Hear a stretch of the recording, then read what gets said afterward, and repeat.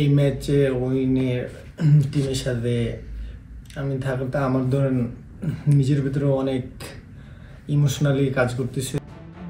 পাকিস্তানের মাটিতে পাকিস্তানকে প্রথমবারের মতো টেস্টে হারানোর পর আবেগ কাজ করাই স্বাভাবিক। নাহিদ রানার জন্য তো রোমাঞ্চটা একটু বেশি।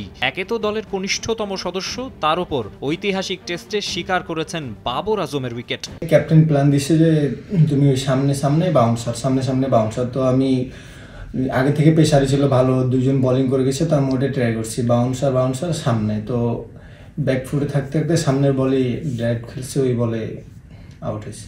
বল হাতে গতির ঝড় তুলছেন নাহিদ। রাওয়ালপিন্ডিতে ঘন্টায় ১৪৯.৯ কিলোমিটার গতিতে বোলিং করে দেশের সবচেয়ে গতিশীল বোলার এখন তিনিই। তবে কিছুটা খরুচে। নিয়ন্ত্রিত বোলিংয়ের জন্য সতীর্থদের কাছ থেকে নানা পরামর্শ পাচ্ছেন নাহিদ। ইন্টারন্যাশনাল ক্রিকেটের প্রেশারটাই ডিফারেন্ট, তো ওই হিসাবে ওকে যখন আমি দেখছিলাম যে ওর বোলিংয়ের এফোর্টটা, তো আমি মনে করি যে ও খুবই তাড়াতাড়ি অ্যাডাপ্ট করে নিচ্ছে। রাওয়ালপিন্ডিতে প্রথম টেস্টটা স্মৃতিতে রয়ে যাবে চিরকাল। প্রথম ইনিংসে পাকিস্তান ৪৪৮ করে ফেললেও হাল ছাড়েননি ক্রিকেটাররা। আমাদের বিশ্বাস ছিল যে যেহেতু পঞ্চম দিন উইকেটও টার্ন ছিল, তো সাকিব ভাই আর মিরাজ ভাই খুবই গুরুত্বপূর্ণ স্পেল করেছে তখন।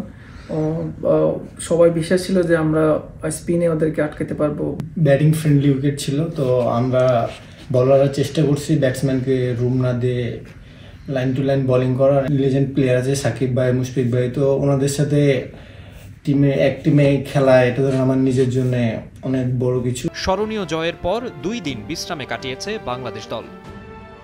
মাকসুম আলম খান, সময় সংবাদ।